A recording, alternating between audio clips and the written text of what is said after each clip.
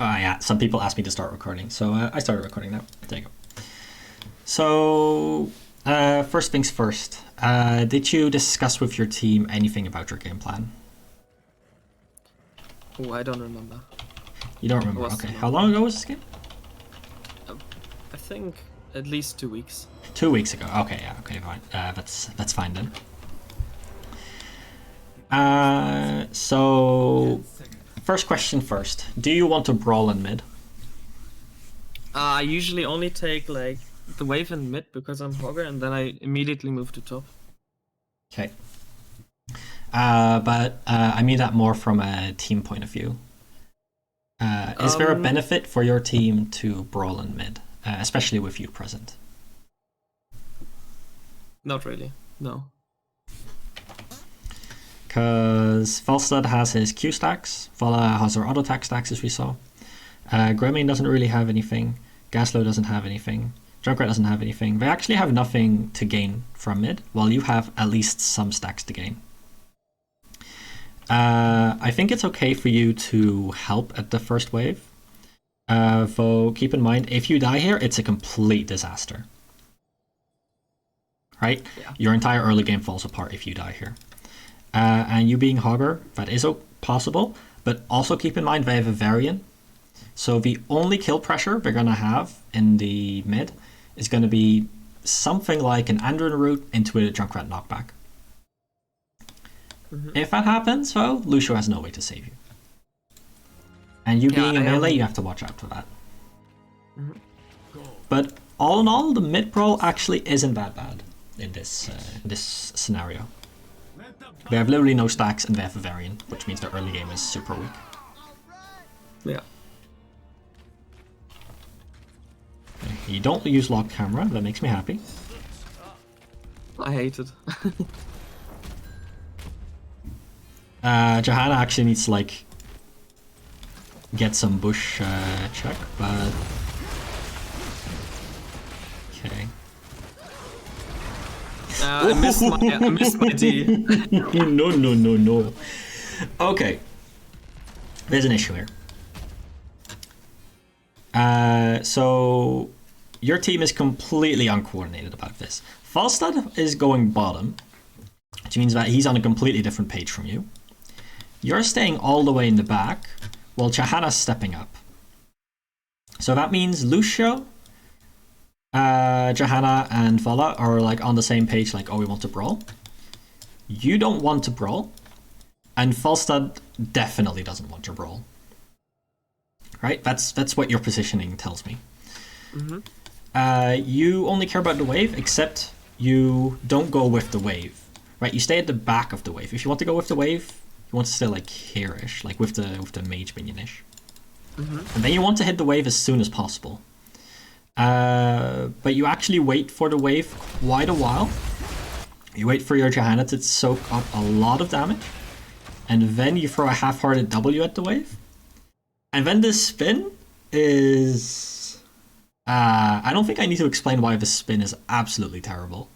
Yeah, I missed my D actually. And sometimes I do that. I don't think you should have D'd. Yeah? Yeah. So if I were here, I would already be like, I'm late for top. You are late for top. Like, these things are about to clash. You want to be there as soon as possible. Especially because they seem to have either a Junkrat or a Gaslow offlaner. You can actually bully both of those out of soak. Meaning we'll either have to send someone, or you bully them out of soak, which is pretty excellent. But in this case, I would actually just E here and rotate up to topwards already. Ah, okay. Right, so you'll bounce here, you'll end up here, and then you can just mount up. But this E into the middle of their team, if Junkrat hadn't used his W, you'd be under their tower right now and dead. So Falstad is already hitting the wave, which, by the way, he's playing Q1, and he doesn't even want the free stacks from this. He definitely would have benefited a lot more from just playing auto attack 1. But that's enough about your team. So you get to the wave, you're just in time to catch the XP, and you hit the wave really hard. Now, is there actually a reason to hit this wave? Yes. Are you planning to go somewhere? I was waiting for the next wave after this one. Okay, so you clear the wave, and then you have nothing to do. Is there a reason to clear the wave if you have nothing to do? What does clearing the wave allow you to do? So in this case, it actually does 2 things. 1, it will make you have to go further in the lane to pick up more XP. 2, it lets Gazlowe clear the wave without fear of anything happening to him, because he can be this far back in the lane.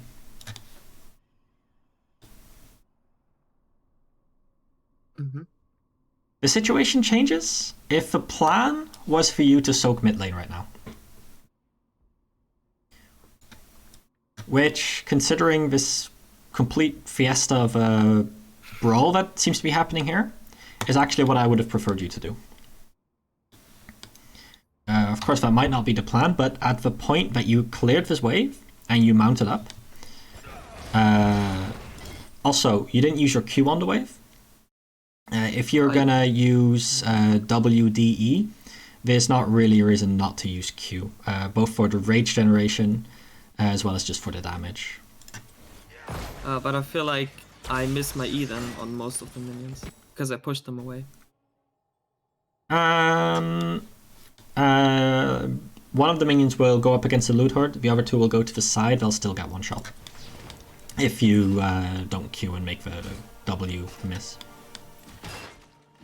But in this case, you were actually like just completely AFK. Right? And actually what's a little bit worse is that as soon as like you back off, you don't mount up. You can mount up right now. There's no way Gazlowe can dismount you. Or that he can stop you from mounting up. So your mount is really late. But if you mounted up here, right? And you look at Minimap, you'll see that your team is like doing like this Africa nonsense, right? They're in Africa. Which is slang for out of position. So this wave is about to clash with nobody thinking about it. That means that you can just mount up, go here, clear this wave like you did with this wave, and be back in time before any of our minions have died, because Gazlowe is like taking minion aggro. And you would already be up a wave at that point. Instead, you refuse to mount up and stand around, which is quite bad. Now, keep in mind that the lane is already like much further up than it was at the start of the game, because you cleared the wave. Gazlowe kept the wave alive for quite a long time. If this were Pyro League, he would actually just freeze the wave here probably. And you would be having to step up really far to catch the wave. Gazlowe would be able to do a lot to you in that time. And if Gazlowe were ever threatened, he would have to run this distance. You would have to run this distance. Now, I'm no mathematician, but this is shorter than this. But you see like how scared you are to even like walk up into the lane because of this nonsense, right? You give him time to put down all of his turrets as well. And you haven't touched Gazlowe at all. You're using your DE way too much. So why do you DE? You DE when there's no wall to safely do your spin on, right? But you can't just think about Hogger's E as a spin on this trait. So if we go back a little bit, and you're at the wave, right? You want to clear a wave. But you can also just take half of Gazlowe's health, and his health sustain isn't that great. Yours is a lot better because of your level 1, except of course that you're not building rage at all because you keep DEing and not Qing. Keep in mind your Q builds 15 rage per minion that hits the wall. So if you hit your Q on 3 minions against your trait, for example, you already built 50 rage, or 45 rage, in an instant. But in this case, if you wait for Gazlo to channel his W, which he will do like right now, you could freely put a D down, Q Gazlo into it, and then either spin on the Gazlo, or walk over here and spin on these two walls. Ah, okay. Both are totally fine. In one case, you'll still clear the wave. Gazlo can't come near you because what's he gonna do? Like auto attack you and take a bunch of damage. And in the other case, Gazlo will just take a shit ton of damage.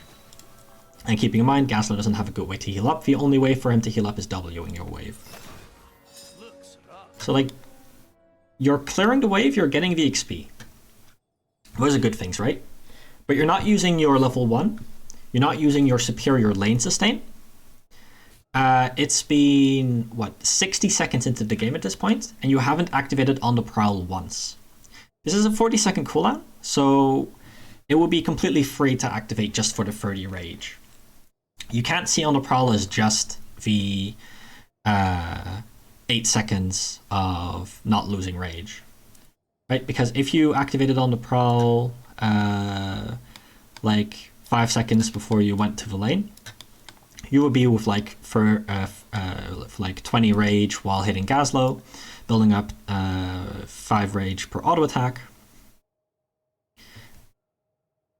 Maybe build up like 30 more rage for queuing him, and then your E would suddenly deal like 40% bonus damage to Gazlo because you would have 80 rage. So that's how you have to abuse Hogger's trait and his E.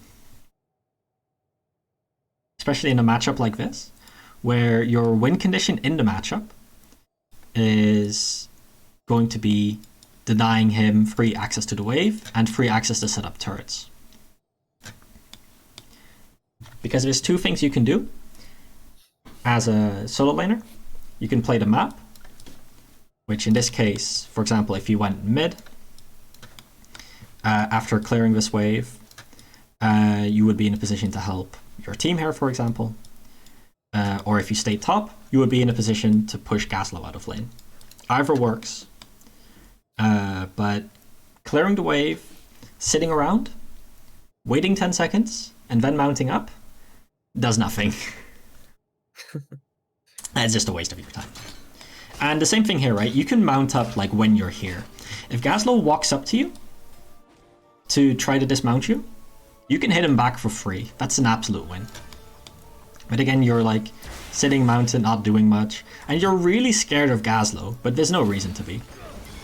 And again, this trait E thing, like you have a wall right here, you have a wall right here, you have a wall right here, you have a wall right here. Use one of them.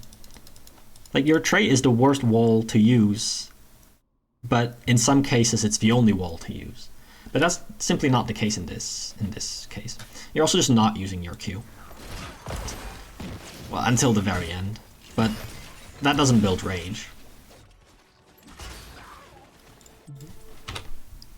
So you're also only throwing the W on the minion wave, but keep in mind it also detonates on heroes, right? So in this case, you throw your E on the minion wave, completely fine. But now Gazlo is... well, first of all, his turrets are hitting you, and you don't seem to notice his turrets at all. You haven't hit them, right?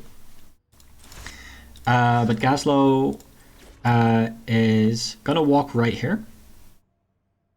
So you can W here. But instead you W directly on the minion. If you W directly on top of Gazlo, it'll hit all 3 turrets. It'll hit the minion, and it'll hit Gazlo. But now it only hits 1 turret, and the minion that would have died anyway. And you didn't get to hit the Gazlo because he has eyes and he walks away from it if it doesn't insta-detonate. So here you use On the Prowl, which is a lot better. Keep in mind you've already lost half a wave in mid because of your team not actually soaking. You haven't helped your team like with this camp invade or this camp invade. They seem to be doing just fine though. But those are also activities that you could have been doing instead of standing here unmounted for 10 seconds at a time. So my team usually wants to form and rotate between bot and mid. Mm-hmm. So that's why I usually don't go mid, because for me it would be a waste of time. So the thing is, anytime that you clear the wave, and there's more than 20 seconds before the next wave is going to arrive, or more than 15 seconds before the next wave is going to arrive, there is no reason for you to stick around. If the wave is cleared, and the next wave is more than 15 seconds away, there is simply nothing for you to do. So going mid is not a waste of your time, it's optimizing your time. Because if you go mid and your team is here as a 4-man, and Gazlowe is still clearing top, you have a 5v4. The only danger is if you keep sitting in mid while Gazlowe is soaking, and the next wave comes and you don't come catch that wave. That would be an issue. But as long as the top wave is more than like 6-7 seconds away, which when it's about here, this is like 6, 7, 8 seconds away, you're fine to help in mid, maybe knock like Varian against the wall here, help the wave clear. Or if your team was doing something like they were doing here, right? They were hitting the enemy team right here. You can clear this wave. Your team can stay here, keep catching this wave, prevent the enemy team from rotating to top at any point, because, you know, they're threatening this rotation. Varian can't do shit here. While you have caught this wave, then Lucio doesn't need to go out of his way, leave his team, and soak by himself. So anytime that you can clear a wave without giving up a wave is when you want to be going out and clearing more waves. Especially early game. Because there is no cost, right? You always have to think about this as a cost. Because the cost is, well, 15 seconds of your time. But if you have 15 seconds, and what you're doing with those 15 seconds is standing here unmounted, right, you're just wasting 15 seconds. Does that make sense? Yeah. Alright. Because this was, for example, if you had gone to mid right now, you wouldn't need to be here clearing this camp. You could just queue this camp into the towers, clear this wave right here, because you see all of them in bot lane, and be back in top before Gazlowe has even killed your wave, or well, before your next wave approaches, before his wave even gets here. And when you can rotate while the enemy still has to clear, so when you are on the map and the enemy's not on the map, that's called having prio, short for wave priority.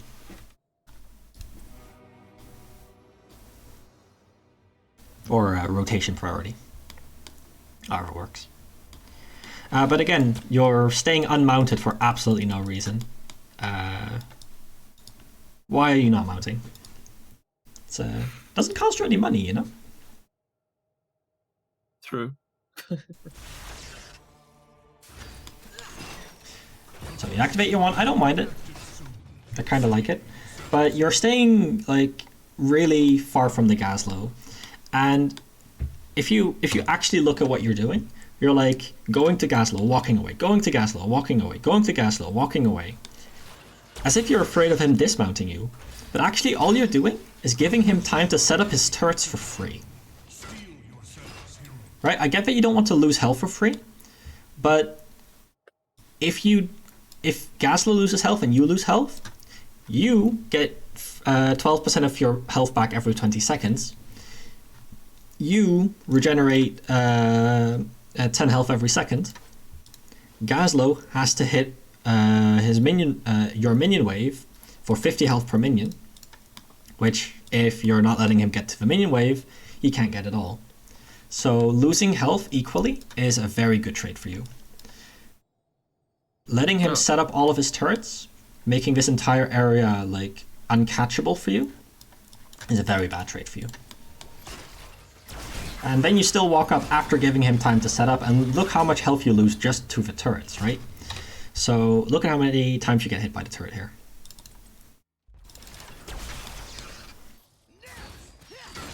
So Gazlowe puts down his turrets. He hits the wave. And this you get hit by his W, and you see that he focuses his turrets on you, right? So 1, 2, 3, 4, 5, 6. 6 times you get hit by a turret. Now, considering his turret does 44 damage, that's about 270 damage that you took just from his turrets, which weren't there when you initially walked up to the wave. But you kept hesitating, walking in, walking back, walking in, walking back, giving Gaslow all this time to E your wave, W you, so he doesn't have to decide between hitting the wave and you, because he can just hit you because of his normal wave. So this is really, really wasteful of your time.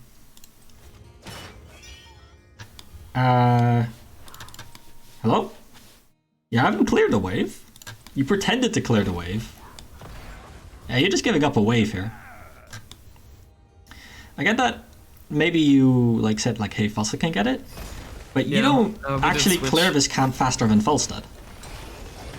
Falstad clears this camp faster than you. Also, you said, hey, we're having difficulty getting to the objective. Well, when was the objective announced? When did you know that you have to get to the objective?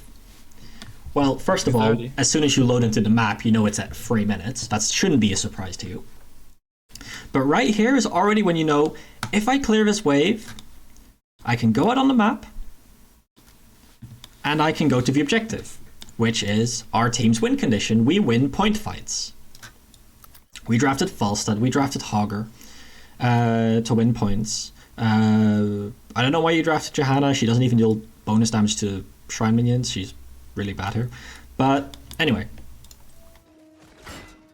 But instead you waste all of this time pretending to clear a wave, not clearing a wave, and eventually that's not clearing at all.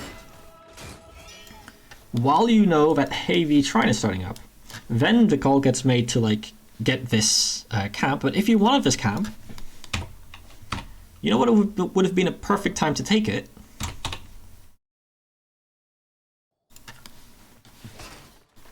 Maybe all of this time, when you weren't doing anything. Right, so you're wasting tons of time in lane. Just waiting around for something to happen. Well, you know that the objective's going to come up in 30 seconds. And you don't want to be taking camp while the objective is up, especially not if you get to the objective, your team will win. If you get to set up on the objective, if you get to spin at 3 minutes exactly when the objective's there, you play around your Hogger, you have your 0 APM gameplay, which is really, really exciting, I know, and you just play towards your team's win condition. This is really, really free. And it's going to be really, really good. But you don't really seem to be thinking about how do we get to the objective. What are you thinking about during this time? Like, what's happening in your brain? I usually like to tunnel vision a lot. This is one of the reasons. You would be better as a DPS player. If you're playing solo lane, your eyes live here, bottom right of the map. All of this time that you're standing around here, exclusively look on this. Anytime you're mounted up not hitting something, exclusively look on this. Because this is the only thing that's going to decide where you go. Just a second.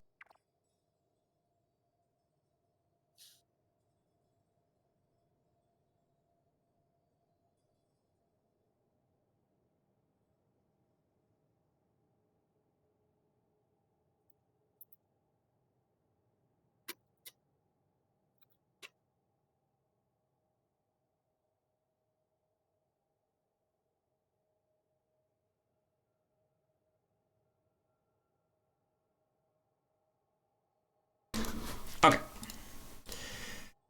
So, as I was saying, if you're the solo laner, right? When your tank, your usual tank, who calls the team where to go? Usually the tank. Usually the tank. Okay. Yeah. So you don't listen to him, right? You have to be where the team is not. You have to catch the off soak, and sometimes you join the team, which is fine. But usually, most of the time, you're making a decision on your own on where to go. And you have to make sure that it's the right decision. So how can you know where to go if you don't know what's going on, if you don't know where you're needed? Right? So tunnel vision on the offlaner is probably the worst person in the game to have tunnel vision on. And it's something that I would then really recommend you to really practice. Right? Because all of these things that I pointed out about the state of mid is because I'm looking at the minimap. When I pointed out that your team was here, if you're tunnel visioning, looking at a Gaslow that you're not even hitting, that you're not mechanically outplaying, that you're not making sure he can't soak this wave against, and you're doing absolutely nothing, you should have the brain power to look at this rectangle in the bottom right of your map. Yeah. Right? Standing around here is not that hard. So if you're doing that, just look at your minimap. Whenever you have nothing to do, staring at a Gaslow hitting minions isn't going to provide anything to your game plan. It's not going to inform you on where to go. So if someone is just clearing your wave, there's absolutely nothing for you to gain by looking at it, especially if you've already cleared their wave. But anyway, as I was originally saying,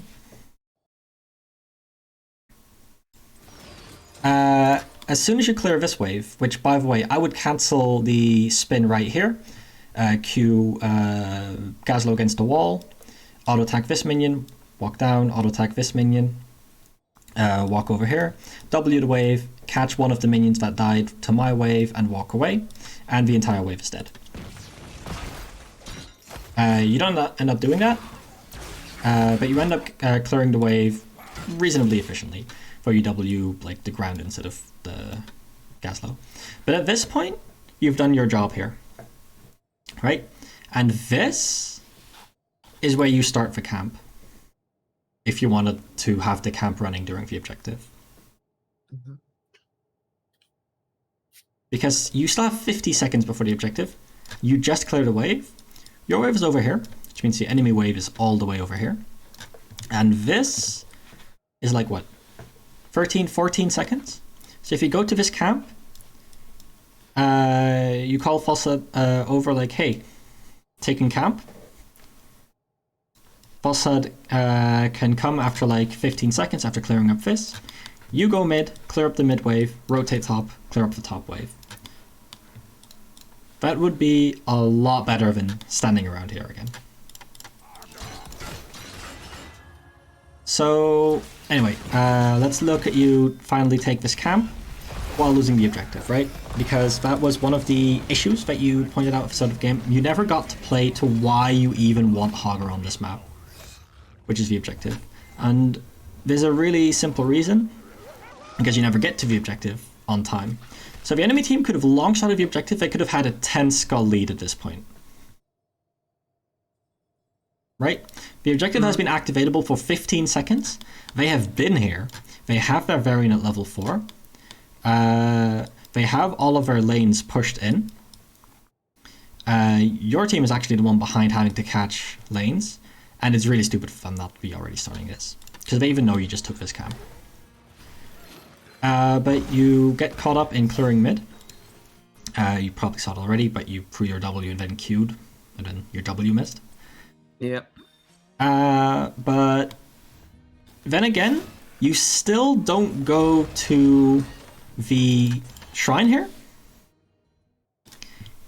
You take another mid wave. You use your E on the mid wave, which means now you can't use it here. You use your trait, which means that if you have to get out, you can't block their escape path. And your team was brawling over this for no reason, 30 seconds into the objective being up.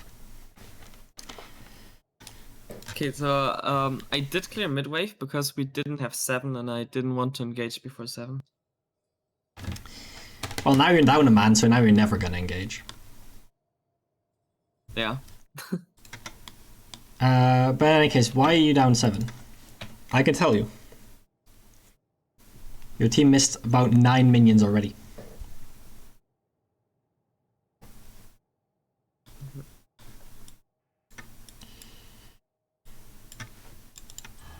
But still, if you want to, if you're like, well, hey, it's 3 minutes. They have 7. We don't have 7. Then it's as easy as we skip this objective. You have to skip at that point, especially if they actually like hit the objective, which their team is really, really good at. They're not playing to their win condition either, by the way. They're playing really, really poorly. But if you decide at that point, like, hey, I can't go to the objective on time, you have to make the call to skip the objective altogether. Because now you're still going to the objective, you're down a man. Okay, well, you change your mind, I hope. No, okay, you're doing the exact same thing that I pointed out you have already been doing for the past 4 minutes, which is standing around and doing nothing.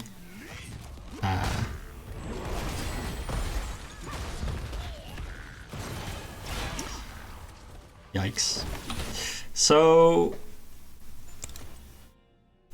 if you want to delay the enemy from taking the objective together, Lucio can be relatively safe here, but he can like play in Varian's range, right? He knew Varian was here. He showed himself on the trap vision, but you should have been here already, right? There's nothing to gain from being here. It's not like this is a lane to soak. It's not like your teammates are gonna meet you here. So if you want to play this, you want to be here. But if you didn't want to be here,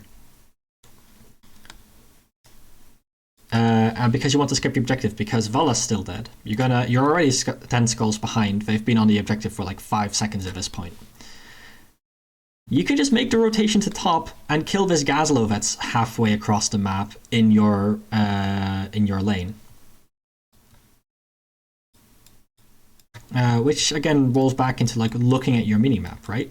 So if you're over here and you step out of vision, let's actually go back to the point where you cleared mid-wave. So if we look at their point of view, you clear mid lane very inefficiently, but here is where you are no longer on the map. They have no idea where you could be. Now let's pretend you go with my game plan of going top and ganking Gazlo. Well, you would be here, mounting up, wait a second, mounting up, mounted up, walking, walking, walking, walking. You could be in this bush, walk around because, well, hey, walk around, and you'd be on the Gazlo. If Fossa goes in with you, you kill a Gazlo. This is the first time they see you, and you're over here, trying to fight a 3v4.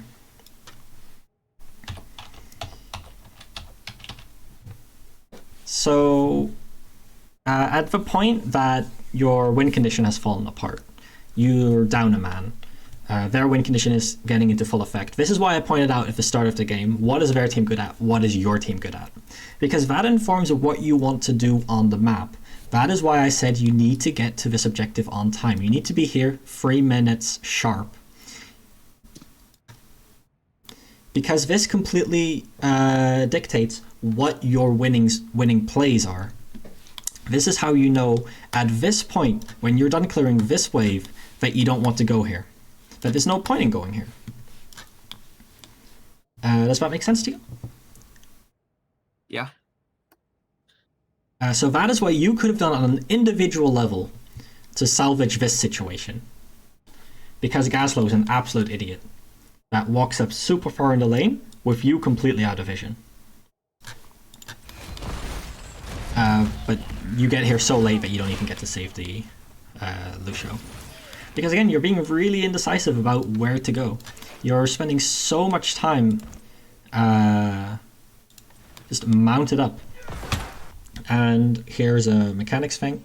So you walk up to the wave, you dismount yourself to W it, and you see that everyone was here. Mm-hmm. So why don't you just auto-attack the minions? Like you're walking around, Q, E. You never used your auto-attack once. Hey, you finally use your auto-attack. Then you leave a minion unsoaked, which you have to go back for. You miss the globe. you didn't need to use your E at all here. Which, your E is really important. This Q is fine, but you can auto attack, like, you could have auto attacked at least 3 times before using that Q. Be at 45 instead of 30 rage. And you could have E'd against a wall instead of into nothingness if you wanted to keep clearing his wave.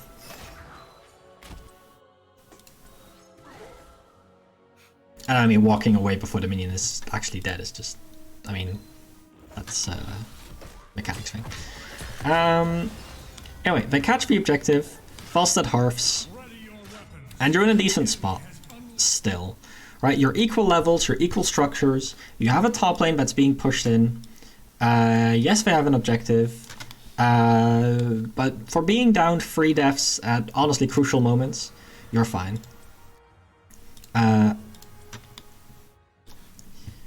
When's the last time you saw them? Do you think they could reasonably be in mid lane at this point? So again, you're doing nothing, you're standing around. This is when you look at your minimap, right?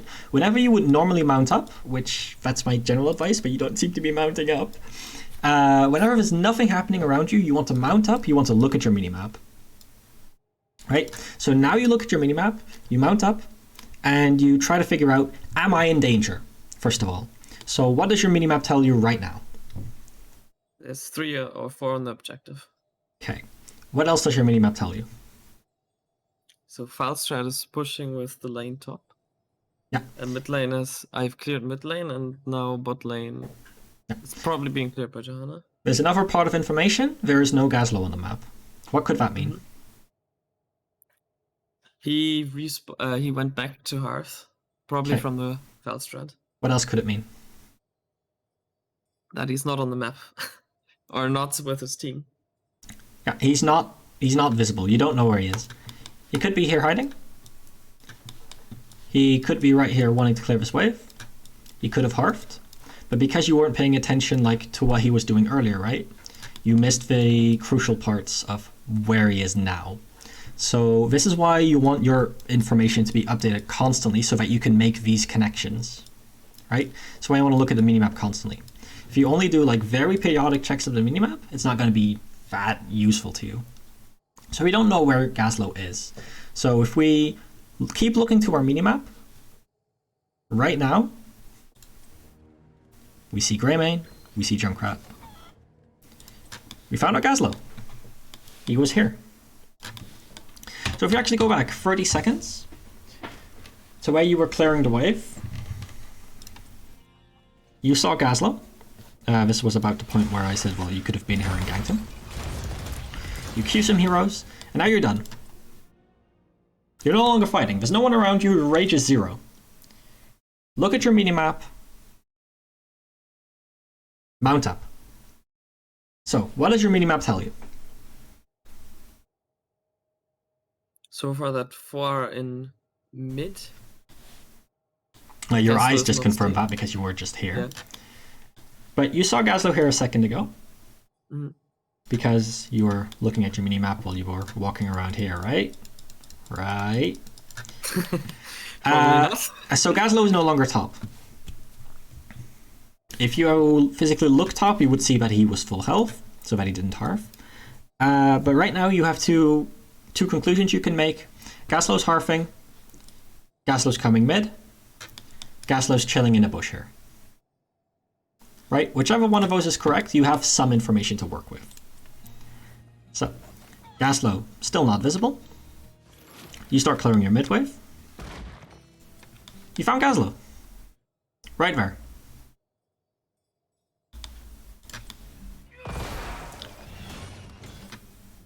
So, now you know that there are 5 people on Shrine.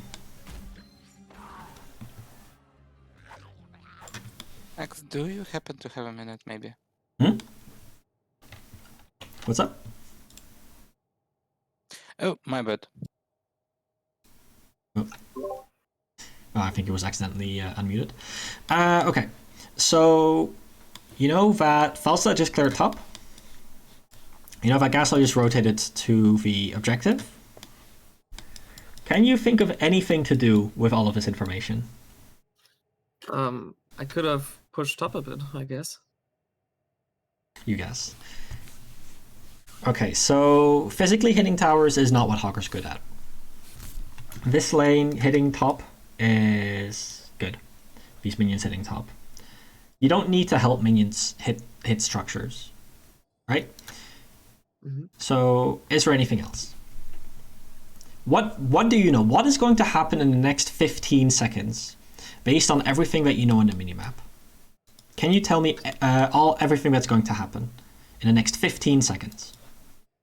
They're gonna finish the objective and then either decide to try to gank me or push with the objective. Mm-hmm. There's a lot more information on the minimap. Tell me more. You're an offlaner, so you have to think about minions. Where are the minions going to be in 15 seconds? Probably not. There's no probably when it comes to minions. They're the single most reliable thing in the entire game. Where's your wave? I mean, it will take some time for them to reach mid, but they will I said finish the 15 objective. seconds. How fast does a minion walk? How long does it take a minion to get from here to here? Because if you're ever wondering, where are the enemy minions? You just have to look at your side of the map. Where are your minions? Right? Because your minions and the enemy minions spawn at the exact same time. So when your wave is here, where's the enemy wave? Right at their gate. Right at their gate. Exactly here. So when your wave is here, you have a wave here, you have a wave here. In the next 15 seconds, where are the minions going to be? There's at least gonna be one wave in mid. There's going to be one wave in mid. Where in mid? Do you have any idea where in mid this wave is going to be? Probably right in the middle. Right in the middle. So you think this wave is going to die to this tower in the next 15 seconds? Probably not that fast. No. Okay. What about top? Where's the top minions going to be in the next 15 seconds? They're still probably gonna be at the gate. At their gate. Because your minions are being supported by a mercenary camp, which by the way is at 1 health, but that's all this camp needs. It's a full power this amount of health because it keeps summoning minions. It'll never get hit by the towers. And what about bot lane?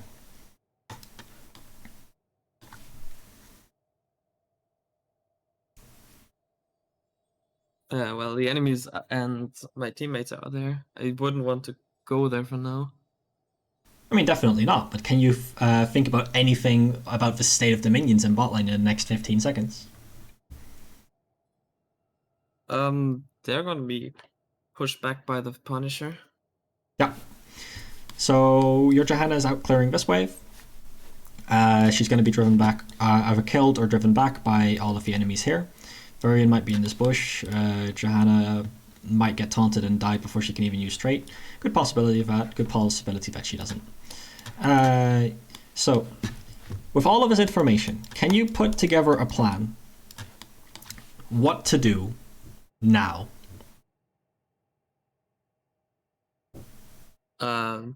Actually not, no. No. Okay, let me help you a little bit, right? Because I mean, I can just tell you what is correct, right? But if you don't know why it's correct, you're never going to be able to do it in your own games. So this is why I'm being a little bit anal about this whole mini-map where the minions thing. So your minions are right here. They're going to be heading here. They're going to be hit by the tower. The tower's going to hit them back. If Gaslow comes to mid, you will be able to clear up these minions. This push needs to be dealt with the enemy team, or you're going to get this entire wall. Right? You know that. Yeah. That should be information that you know. So what do you think Gaslow should be doing? Should be either going top or clear mid. Okay. So where is Gaslow now? We knew that He's close to the enemies. Yeah. he's close to the enemies. He's right here. Ish. So there's no wave here. There's no wave here. So where is the best position for you to be? What could be the maximum amount of value that you could get out of your hero? Well, going to the objective is suicide.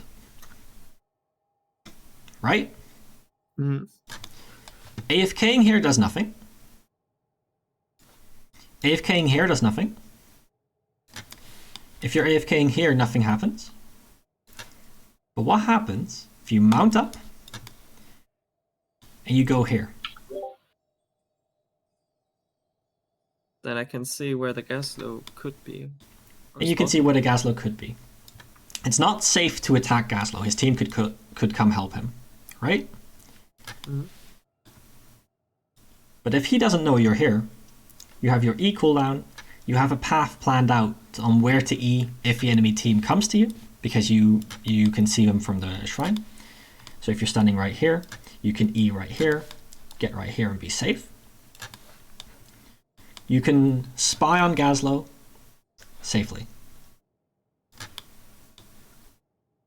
When Gaslow clears his minion wave, what is he going to do? He's gonna go top. He's gonna mount up and he's gonna go top.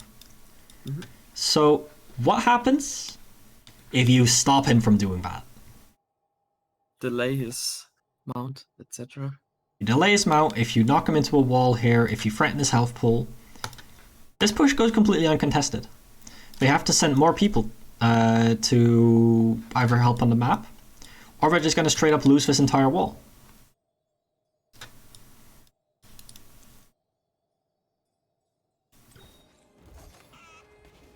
So, Gaslow comes, as advertised. Gaslow clears his lane. Quite slowly, I might add. He mounts up. Oh my god, he gets dismounted. By himself. Okay, actually my play doesn't work because Gaslow is a complete idiot and this didn't occur to him at all. But still, even though Gaslow didn't do that, if you were sitting in this bush, you know, Junkrat's here, you know, Greymane's here, what happens if Varian is here?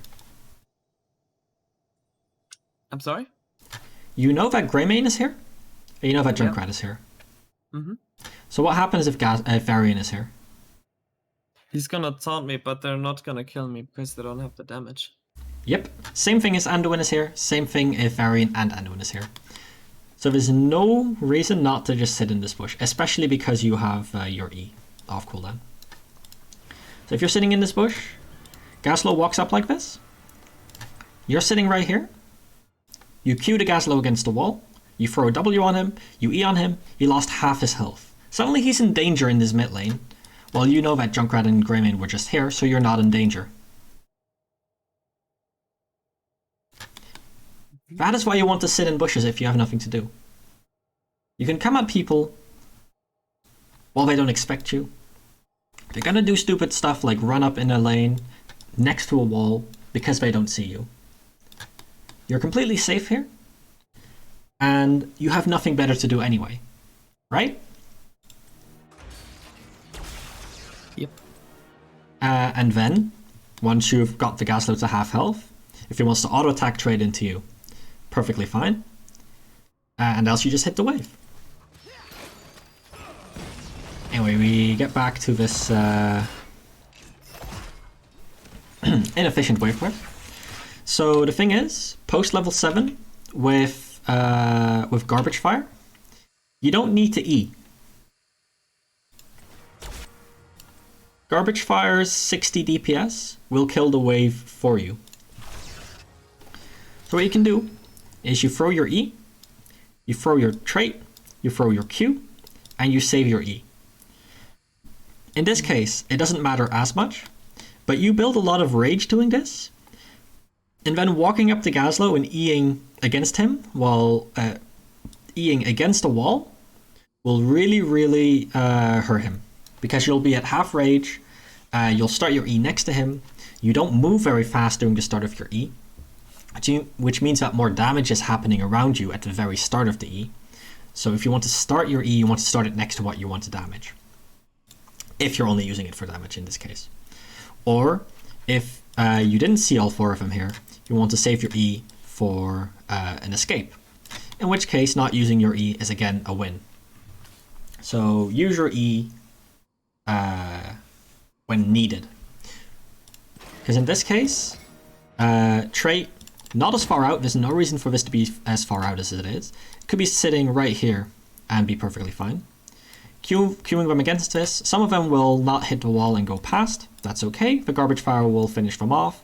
It'll soak the wave for you and finish it off. Right now, garbage fire is only hitting. What is it hitting? A little hard to tell like this. It's only hitting 1 minion. If you place it close to the wave, it's going to hit the entire wave if you queue it into if you queue the wave into it. Right. So you have to think about garbage fire as a wave clear talent as well. And what it enables you to do. That's why you're picking garbage fire. So you mount up, you miss a wave, you miss 1/6 of a wave, that's quite a lot. You had already missed 2 minions here. And queuing the wave doesn't really do anything. You take tower shots for no reason too. Right, so you can just get the minions low enough to where the straight up queue will finish them off. You don't have to knock them to your side of the map. If you're taking tower shots to queue them to your side of the map, it's already not worth it. You took 750 damage from these towers for no reason. As you can see, 1 auto attack after the queue finishes them off anyway. But also, you retreat into your wave after this. But as soon as the mage minion dies, your minions step up and the tower starts hitting that minion, right? And thinking back about Gazlowe, what is a Gazlowe going to do after he clears mid wave? He's going to do the exact same thing as you were, which is going to top lane. So if you have his lane cleared, you play around here, when you still know where the entire team is, of course. That's the important bit. You know where the team is. You just saw them here. They just backed off. They're not top. So Gazlowe's going to be here, and then you can interrupt Gazlowe's rotation. You can queue him against the wall. You can mount up, walk away. He clears this lane that much slower. You go to mid, you clear the lane. You do it again to Gazlowe. You go to top, and he misses this wave because he took so much time going from top to mid to top because you kept interrupting him. In the case that you know where the team is in mid lane. You can't interrupt this rotation here if you don't know where the team is, of course. Right, so that's the little plays that you can do with all of the information that the minimap is providing you. Because, let's do it again. What is happening on the minimap? What do you know? Mini wave and mid is gonna hit soon. 2 camps are up. The enemies could be doing that. Gazlowe is rotating top.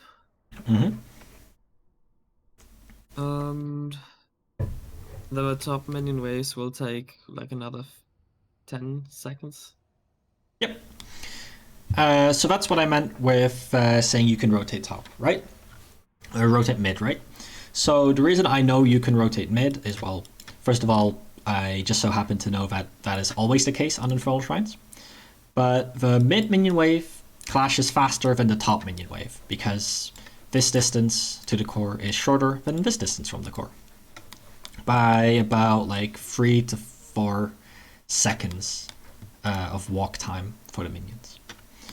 So if you clear this wave fast and you go to the mid wave, that's what enables you to double rotate, right? Even though it's a fairly lengthy rotation. Lengthier than, say, Infernal Shrines. So you go the very safe way, which, you know what I mean with that, by the very safe way, right?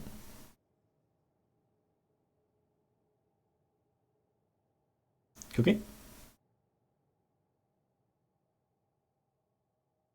Oh, sorry, I was muted.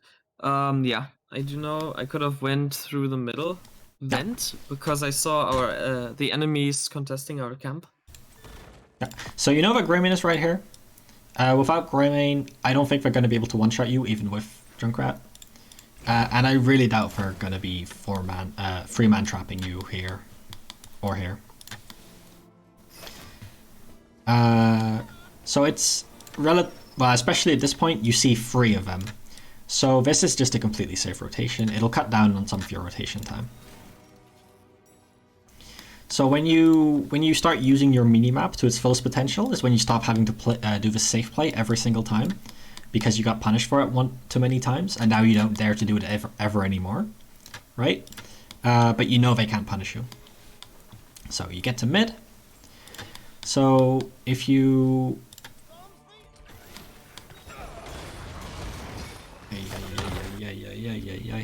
I don't like this. Okay. So there's actually a faster way to clear mid, like I alluded to earlier, right? So there is a reason this time for clearing the wave as fast as possible. You want to get to top, right? Mm-hmm. Alternatively, you want to clear it as fast as possible to help your team. That is the call they make. Because at this point, you can tell your team, I'm coming mid. Because you knew at the point that you cleared this wave that you wanted to catch mid. If your team knows you're mid, if you call that out in your voice, your team knows to expect you here. And they could say, the tank, for example, could say like, come kill Gazlo with us. I mean, you can go help him kill Gazlo.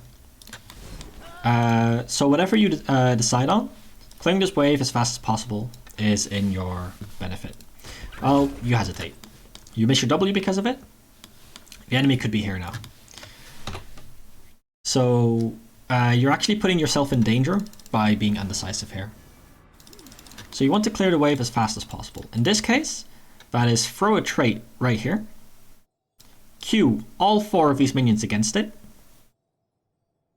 Mm-hmm. The trait is going to kill those. You just W here like normal. You still know where Varian is, so even if they, happen to be here, you're not in any danger until Varian gets to you. At which point you can just E against this wall, go back up, be completely fine. Because you use your E to clear the wave, if Varian steps up here, you have no way to get out. And that actually makes this quite unsafe. You see that? Mm-hmm. Yeah. Also, you double back around. Well, that doesn't really matter though. But yeah. So again, there's no real reason to wait this long with the Q. And because it took you a lot longer to clear mid than it should have, right? Like I said, you could have cleared mid like 3-4 seconds earlier even, because you took so much time queuing the minion into here. Then you had to step into this bush. But you catch this wave really late. Right, you get to this wave a lot later than you wanted to.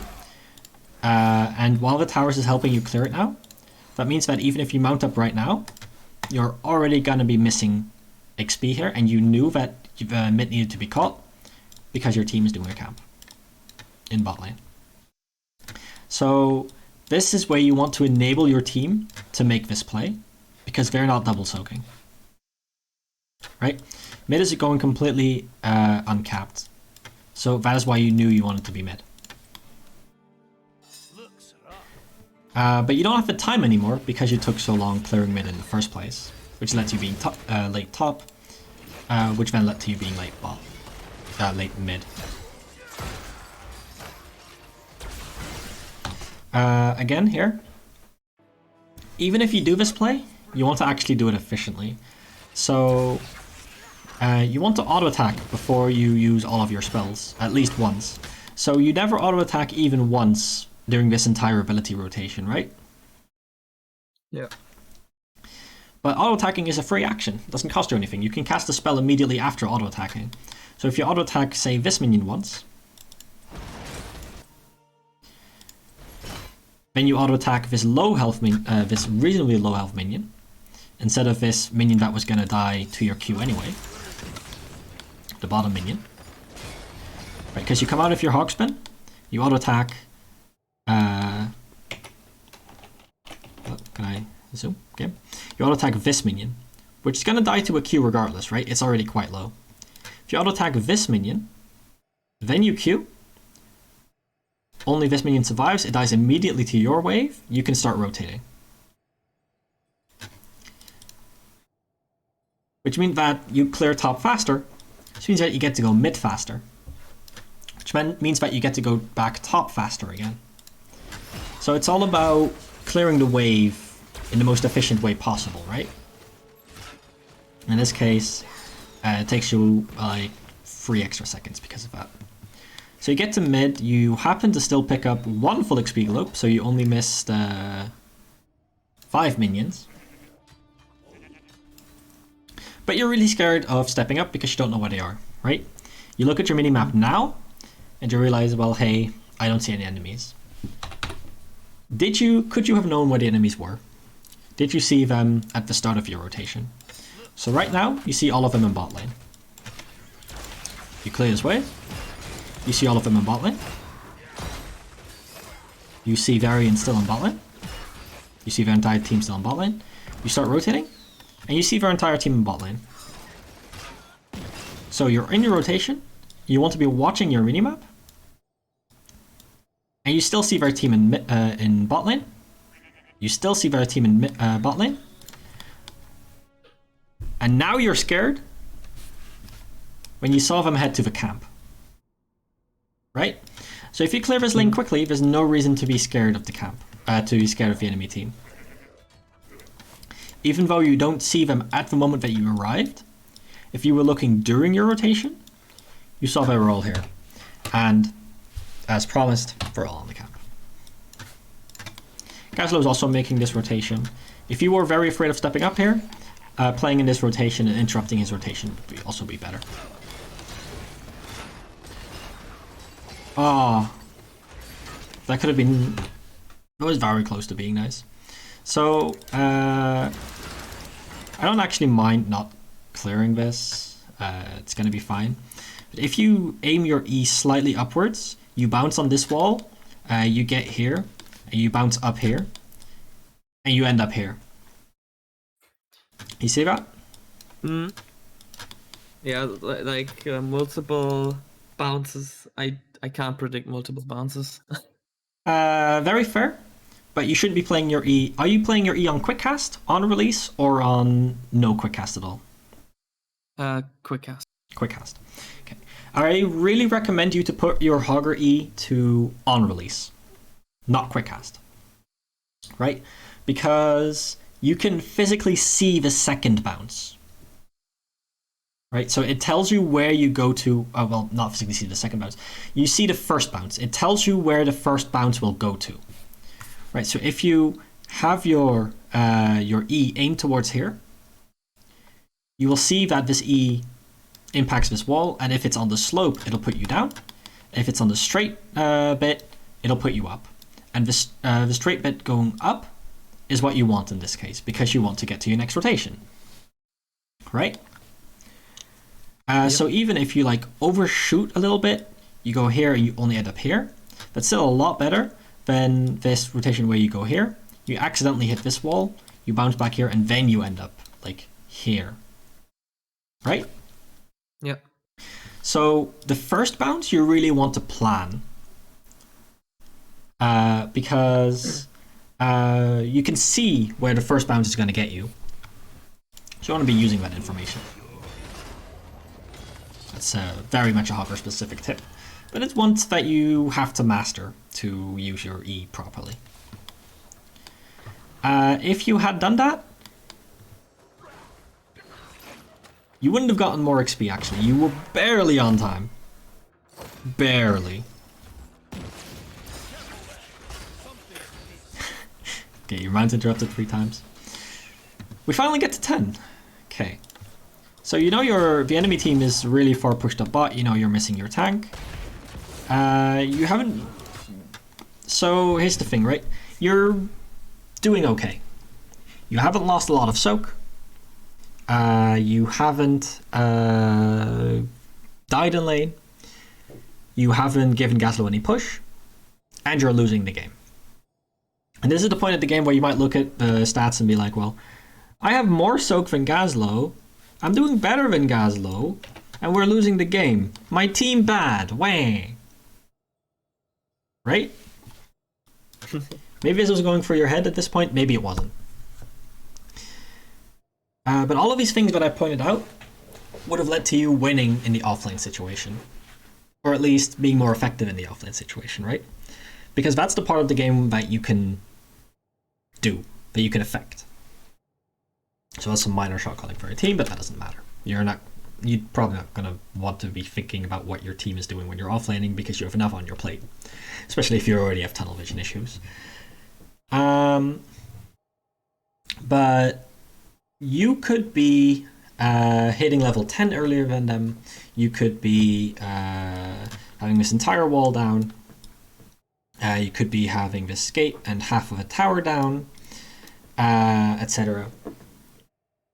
You could have participated in a team fight here. So there's all of these little things that you could be doing to, even though your 4-man has kind of been sucking so far, to turn this into a very much a winning experience so far. Right, so that's why I'm pointing out all of these little things, all of these optimizations, where even though you're doing the basics quite well, right? But when I say the basics, I just mean catching the soak, because honestly, if you're not doing that, then you have a lot bigger things to worry about. But the basics are being done. And you're doing them quite well, in fact. I don't know what rank you are. Diamond. I'm currently around Diamond 4, Diamond 5. Yeah, that's about what I expect. You would be an excellent gold player, but you're a diamond player, right? So you're an average diamond at this moment in your play. So these are the things that you have to start thinking about, especially just looking at the minimap. This is not a skill that comes easily. This is a skill that you will have to practice and practice and practice and think about and experience and make mistakes over and over until you get to a point like I can, where I can look at the minimap for just a small amount of time and make a snap decision based on that, interrupt someone's rotation, clear a lane, etc. Right? Yeah. That's one of my huge problems I have. I still need to decide on things. Because then I'm just walking back and forth. And So I'm trying to take you through my thought process on why I'm recommending certain things. Like sitting in this bush earlier, for example, right? Why I come to those conclusions. Because the goal is to get you to come to those conclusions on your own in the future. So I hope I'm bringing that across. yeah, you are. Okay, nice.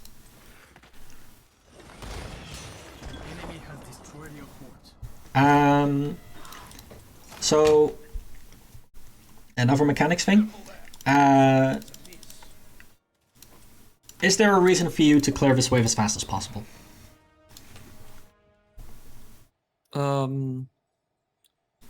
I want to catch top, so yeah. Yeah. In that case, you want to actually use your trait. Even though there's a natural wall available, because you have time pressure on you, there is something that you need to tend to that you're already late for. You need to make up for time somehow. So you need to clear this lane as fast as possible. So what would I do? It's a lot more advanced than you probably want it to be. So I'm going to try to take you through every step. So I would put my trait here. Yep. Stand here. Cue the 3 backline minions into the wall. W in between. Stand over here. Aim my E at this wall until the bounce hits my trait. Bounce, bounce, top lane rotation.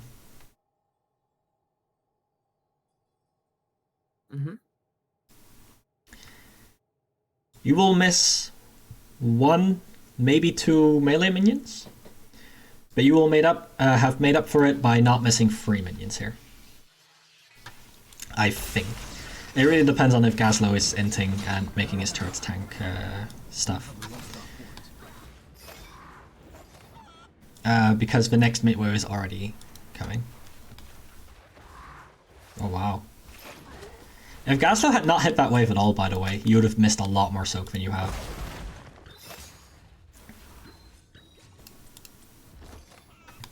That's unfortunate for my explanation. Anyway, let's continue. So same principle here. Visit Gaslow in your lane. You're just letting him bully you at this point, right? He's gonna put a Q down every time you attack him, which is gonna give him a shield. You had to waste so much time. You still Nova in bot lane. You see Varian. As long as you see their tank, there's nothing they can do to you, right? Because you're playing a tanky hero with an escape. So if you clear this lane really fast,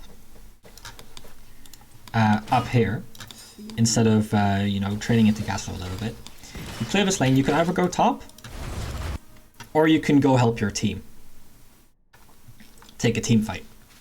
Try to turn this around. Because you know the objective's going to be up roughly about now. Well, probably you had no idea whatsoever. But it's been about 2.5 to 3 minutes since the last objective. Which means that if the game continues on its current trajectory, they're going to be 13, you're going to be 12, they take an objective, you don't take an objective, you're down your top fort, things are bad. Right? Yep. So something needs to happen. So just soaking, in this case, because of that very sharp downhill trajectory of the upcoming objective, means you probably want to make something happen. So if you clear this wave, and you rotate down, you can hortipult into this backline. You could even do it right now before you dismount here at all, because you're so scared of the Gaslow, right?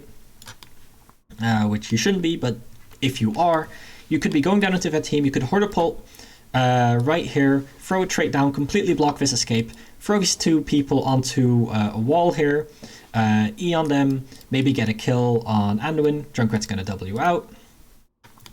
Greymane doesn't get his escape. Varian is still very low and might die. And suddenly you have 2 kills. You can immediately go back to soaking, and you're back in the game. Right? That snap decision to go bot lane is not an easy to come to decision. But based on the way the current game goes, it's not even guaranteed to work, even if you execute it well. But sometimes, if you're already this far behind, it's the kind of play you need to make. Especially if you have hortipult, right? Because you can suddenly dive their backline while you're still relatively far away. Because you get to here, you can already hortipult like these 2 people.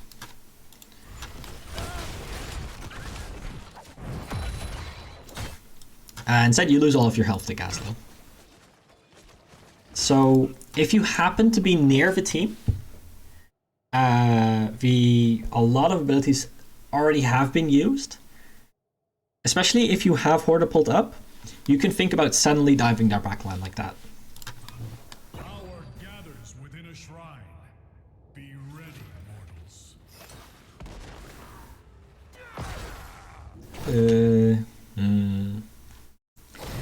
Stepping up to get the 2 backline minions to stay out of tower range. Just slows down this clear.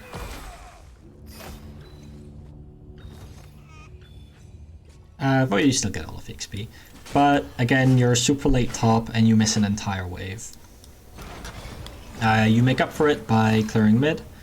That's fine. Again, if you aim your E on this a little bit better, you get this first bounce out. If you don't use your trade at all, you just E from the middle of the wave. You just bounce here. You make your way out.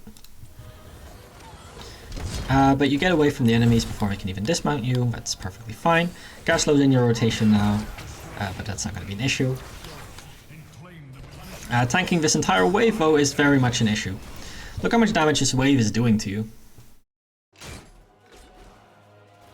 Right, so one melee minion. There's a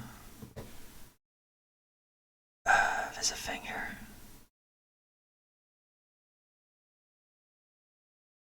I know Spazzo put a thing here.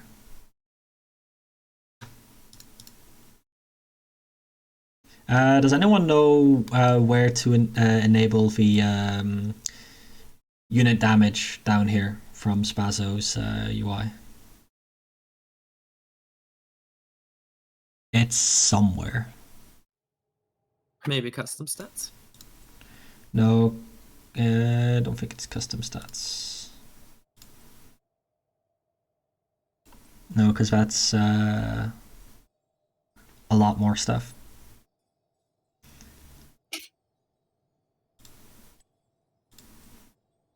No, all of this doesn't work. You need Blizzard made stats.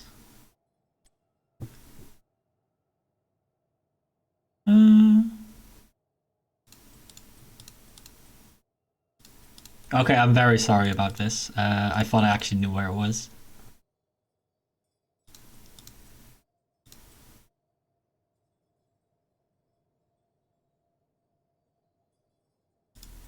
There it is. It was under additional settings, unit stats, control 7. Okay, so Spazzo's UI is very complex, and if you don't know it by heart, it can be very hard to get through. But it's also extremely useful, because it'll give us the damage of his minion. If you keep the game paused, it doesn't actually update. So you can see that this minion does 42 base damage, 42 to heroes, 75.5 to minions, and 126 to structures. Yeah. Mm-hmm. So the ranged minion does 42 damage to you. The mage minion does 20, and the melee minion also does 20. Right, so there are 6 ranged minions and 2 melee minions. So let's count the amount of auto attacks on you by the minions. Right, so that was 6. Another 6. Another 6. What's 6 times 3? 18. What is 18 times 40? Somewhere around 800 damage. Well, less than 800 then. Where would you be with 800 more health?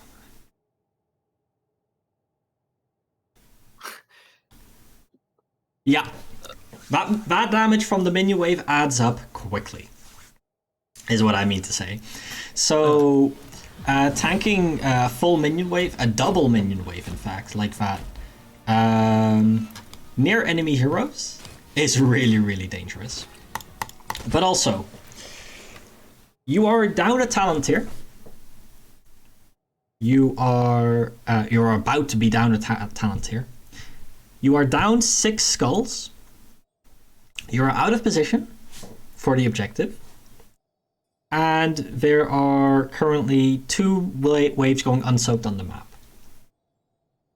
So at the point where the enemy has priority on the objective, by that I mean they are up skulls, they have control of the area while you don't. If you go in here and you die, what happens? How disastrous is that? They will destroy the fort, get a talent lead. I miss a lot of soak. And you will probably even lose this. Yeah. If you come to the objective, you don't die, and you don't win the objective, what happens? I will still lose a lot of soak, and I have a talent here for longer advantage. Mm-hmm. And there's still the risk that you die on the objective push, and you're still going to lose this fort. In the disaster scenario, you're going to lose your keep wall, by the way.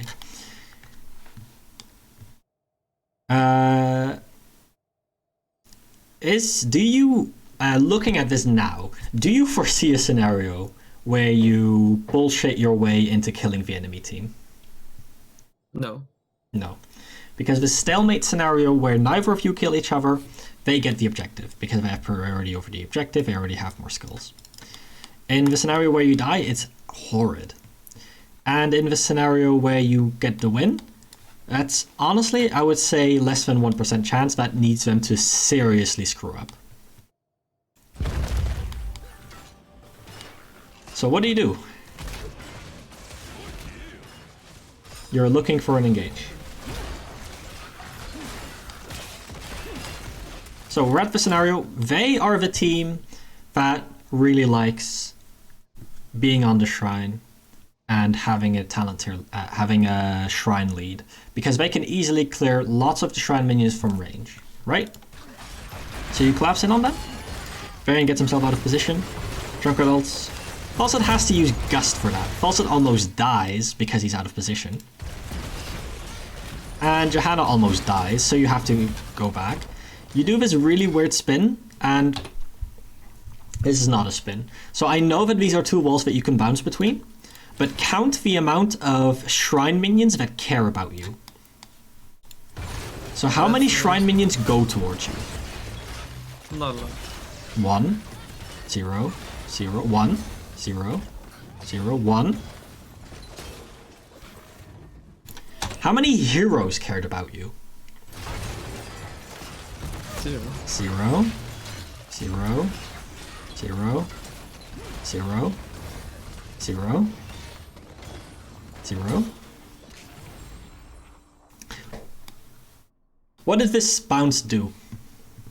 Nothing. Nothing. I'm going to tell you this was not a weird scenario.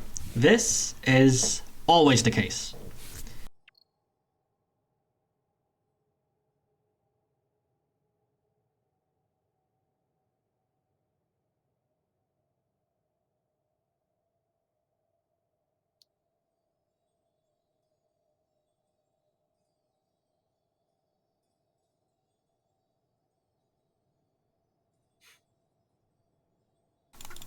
How long have I been muted for? A while, I think. Shit. For some seconds. Okay, so the reason why this objective and this objective are so good for bouncing around is because the entire objective area becomes unplayable for all of the melee heroes on their team. Because there is no place they can stand where they aren't getting hit. All of the shrine minions care about you. All of them get hit by you, all of them will chase after you, all of them will get damaged by you. That is why these two bounces are so good, and that is why this bounce is so terrible. Nobody cares that you spin here. They're playing here. You could be diving in on the Anduin and the Junkrat right here, facing towards here, cue them into a wall. Trait here, cut off our escape route, win this team fight. But you've wasted all your time bouncing here. So don't do that. Make your bounces matter. Also, again, the entire concept of fighting here doesn't make sense. You're down... They only need 10 more skulls to win. Your Johanna has used all of her cooldowns, all of her health pool. And even stepping up now, what do you realistically hope to accomplish at this point? Being down 10 skulls, do you think you can team wipe them? Without having Vola ult, without having Falset ult? With them still having Light Bomb and Taunt? With Johanna having no health pool? Because team wiping is the only way you're going to win this objective. And if you step up, all you're going to do is die to a Punisher without the protection of your walls. So a really important thing is to learn when to give stuff, right? So there is nothing to be gained here, so just give it. And now you go on to the map. Now, during this entire objective fight, I've just been looking at how the objective fight went, right? I told you it's bad. Now let's look at how bad. So the objective started...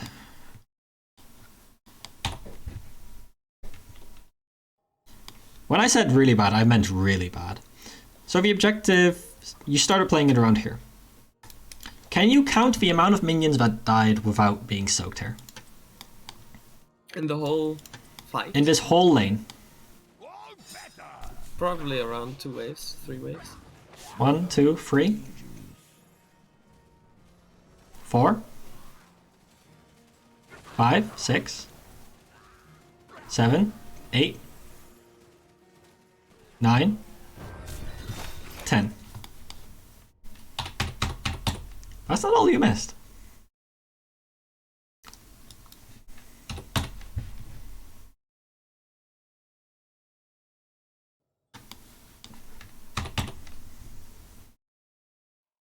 So we were at 10.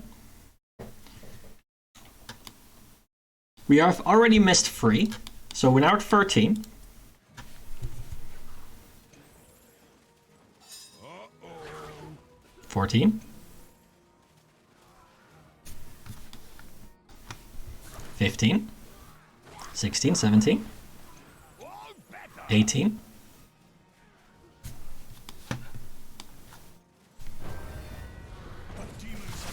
18. And Falstad had to use flight to get to bot lane because else you were going to lose your tower wall, your keep wall.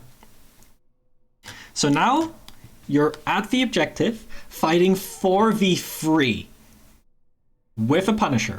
The Punisher is basically another hero, so you're here fighting 3v5. Down a talent tier still. Do you think your team can win a 3v5? No. No. Do you think people are going to die in a 3v5? Yeah. Probably, yeah. Let's look at how what happens. So, as promised, you lose your fort. Varian is really looking. You come from the mid lane.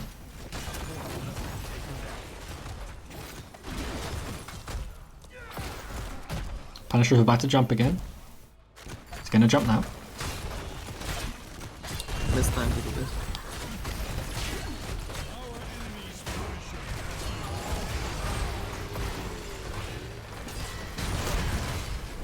You lost a hero.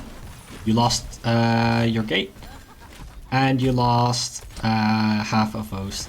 More than half of his tower. Well, you lost the tower as well. Maybe even the second tower if Graven really feels like it. You lost your entire gate.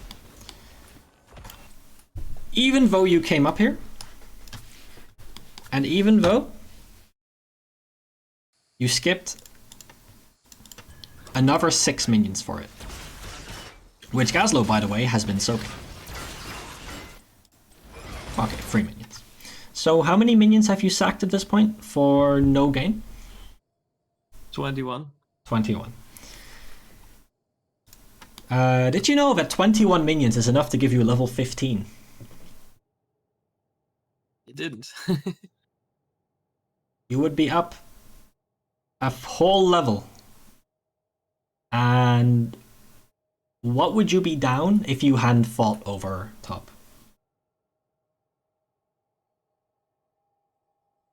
The answer is absolutely nothing. The exact same thing would have happened in the push. In fact, the push would have gone a lot better because Falstad wouldn't need to be at the bot lane. Which, by the way, Falstad has a grand total of 41 minion Q stacks, while he could have had like 20 bonus damage on his auto attacks, which would be a lot more valuable. Because he's been around so many minions, right? He's been off-soaking quite a lot, 7k soak. And I would like to point out you're still ahead of Gazlo in soak. Which, mid-game, when you're looking at the score screen, you might be like, well, I soaked so much, I'm doing so well. Yet you missed 21 minions.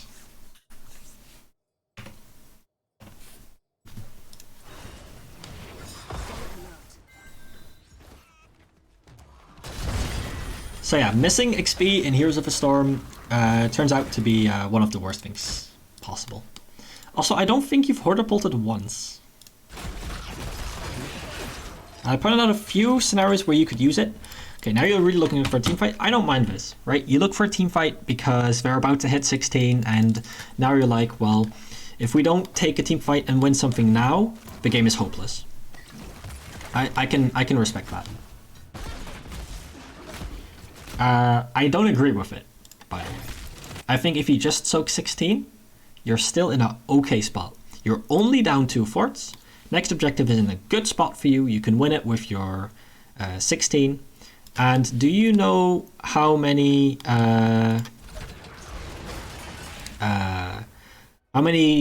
levels of experience you get in between Punishers? Like from when the Punisher spawns and starts hitting your forts to the next one. If you I don't know. You don't know. Could you make a reasonable guess? There is about 2 to 2.5 minutes between each Punisher. Just Say spawn around time after Punisher dies. Early game, it's around like 5, 6 levels, and mid game it's 4, 3. Little much. So it's about 2.5 to 2, depending on if you pushed out of waves. So let's go back to when the Punisher died, which is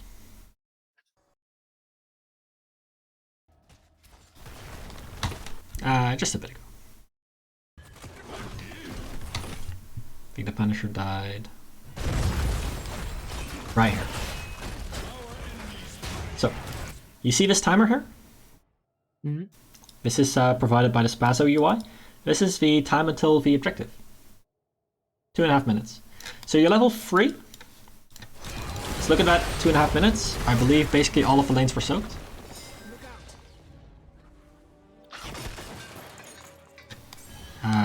This is another full minion wave here. You missed half a minion wave here.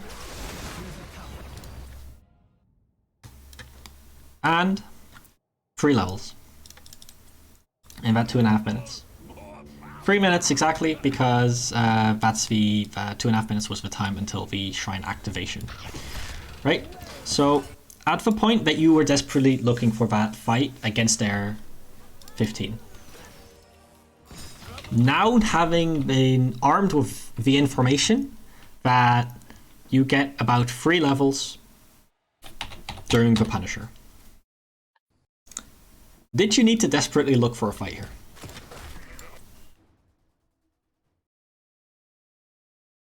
I don't honestly know.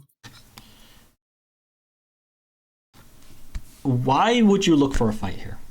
Let's get back to that. Because I didn't want them to get too much ahead, like full level before the Punisher starts. Yeah. Or so 16 prior. Yeah, you're being you're scared of them having 16 while you don't have 16 during the Punisher, right? Yeah. So knowing you are level 13 exactly when the Punisher died, and you now know that you gain 3 levels in between the Punisher if you soak. At what level does the Punisher start spawning? Around level 4. You were 13 Oh. plus 3 is? Right, 16. 16. So you are going to be level 16 before the Punisher anyway. If you go for this desperate play, and you lose one person, they're instantly 16, right? Because they got a kill, that instantly gets them to 16. Mm-hmm. You then proceed to super lose that fight. You die, and they push down your fort. Or they could even decide to push down a keep. Now they have a win condition, because anytime that you get wiped now, they go for your core. The alternative is you win the fight somehow. And what happens then? We do get more XP, and we could get a comeback and push forward maybe as well. Depends on how many kills. Depends on how many kills if you can get a fort. But you will still be behind on map. You won't actually be able to do much, because you have a very big wave top. You have a wave incoming bot. You have no camps on your side of the map. You might be able to invade their camp, but then again, you're losing soak. So there's not actually that much you can do, even if you were to get a desperate ploy here, right? So looking back at that, is it actually worth to look for this fight? No. No. Exactly, because you could very easily lose people here. Very easily.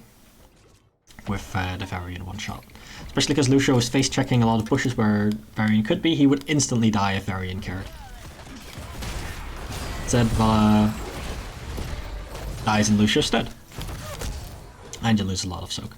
So you lost a hero, you now can do absolutely nothing, Falstad dies, you're down 2 heroes, and you're playing right into their hand, right? So doing nothing would be a better play, because you get your 16 anyway. You even still get 16 for this objective, despite losing 2 people. You just lost your fort in addition, because now you don't have anyone to defend it with.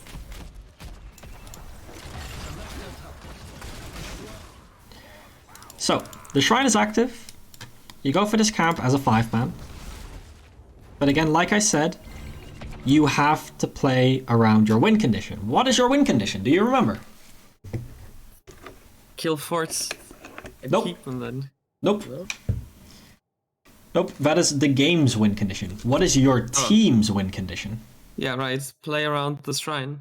Play and around the prevent shrine. them from going on them. So you have to be at the shrine in 10 seconds. Because you want to be the one dictating the shrine team fight. You want to be on the shrine, spinning, and making it hard for them to hate you.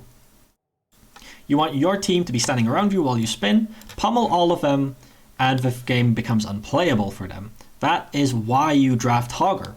That is why you went Hogger over, say, literally any other offlaner. That's why you picked him over a Blaze, who could have provided so much support to your team and shut down Greymane. That's why you picked him over a Sonya, who could split push. That's why you picked him over a Malfiel, who could bully Gazlo and kill Varian in teamfights. Right? This is why you have picked Hogger. So play around it. Because you are still fairly late to this fight. You didn't prepare for the lanes at all. Right? None of your lanes are pushed up, they're all getting pushed in. And yes, this camp will alleviate some pressure on this lane, but all of the time spent on this camp could have been done by one person clearing this lane, and it would have had roughly the same impact. This camp is going to die to their wave. And then when you get to the shrine, what do? You chase after a Gazlo instead of going on the shrine. And yes, Gazlo was completely out of position, and he died. But you would not have the risk of not having that kill if you were able to go on the shrine. So now you're finally on the shrine, and you are playing towards your win condition. This is what you drafted your comp for, and you finally got to it. 13 minutes into the game for the first time. Now, why do you win this shrine? It is not because you got the Gazlo kill. It is because this game is literally unplayable for them. But because you got the Gazlo kill, you don't need the Falstad here. You could have been picking up these 9 minions. Right? Falstad isn't actually doing anything here. He's like looking pretty and riding a bird. I don't know what Falstad's doing. So you could have had a lot better situation because you got the Gazlo, but you don't realize it, right? Again, looking at the minimap would tell you, hey, this is actually bad for us, and hey, there's a fuck ton of minions here. So you missed another, like, what? This is like, what? 10, 12, 13 minions? This is another 3. How many did we miss earlier? 21. I counted about 15 lost before that. How many minions have you missed by now? About 36. The answer is too many.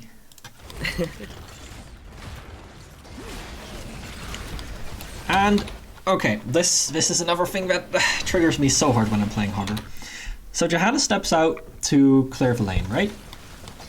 So right now, everyone is perfectly playing around the Hogger. Johanna steps out to clear the lane. Wait, actually she gets booped out. Then she decides to clear the lane, which is fine. She cleared a wave on her own. She steps back onto the shrine. That's fine. Then Johanna steps down, away from you, and now none of her team is with her. So what does Lucio do? He's like, oh, well, I need to support my Gazlo, what do false I need to support my Johanna. What do Falsa and Vala do? They step down because, well, I need to protect my Johanna. Why are you playing the game? Why are you playing Hogger? Because the spin. Where is your team playing? Does the spin help from here? No. No. Stepping out here is the stupidest thing they could do. They're literally down a man because they're not playing around your spin now. Now, it doesn't lead to anything bad, but tell your team to play around your Hogger.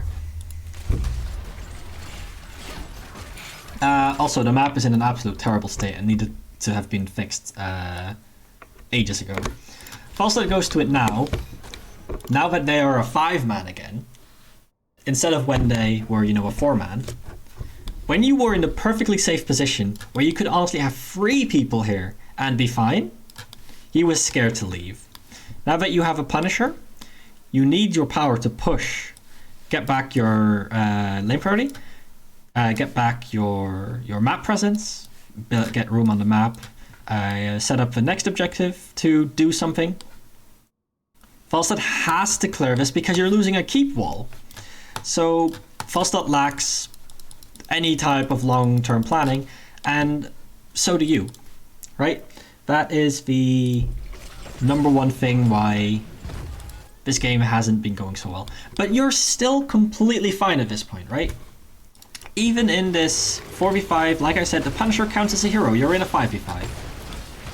Which means that this isn't a terrible spot. But it's not that easy to dive here. That being said, you have a Frozen Punisher. You know what the Frozen Punisher does? It roots people. It roots people. No, there's one way more important thing the Frozen Punisher does. It jumps. It turns off structures. Yeah. Now, you got completely inted by your Punisher, and it didn't turn off the fort, by the way. That's super unlucky RNG, by the way. It doesn't happen very often. Now it's going to turn off the fort. What does that mean for Hogger? That means you can dive in. That means you can use your Hortipult to dive in here. But you're playing like a little bitch. And honestly, have you done anything with this Punisher? Let's be super mean. Can I be super mean for a bit? Sure. Okay, let's be super mean. I'm just gonna look zoomed in at you, and then you can judge if you did anything. So you're walking around. You're walking around. You auto-attack the minion. Walking around. Walking around.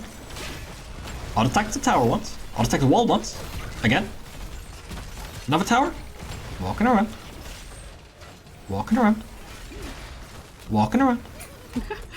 Walking around. Walking around. Walking around. Auto-attack the Varian. All walking around. Using E. Walking around. Walking around. Was there anything that you could have done that would have provided more value than this play?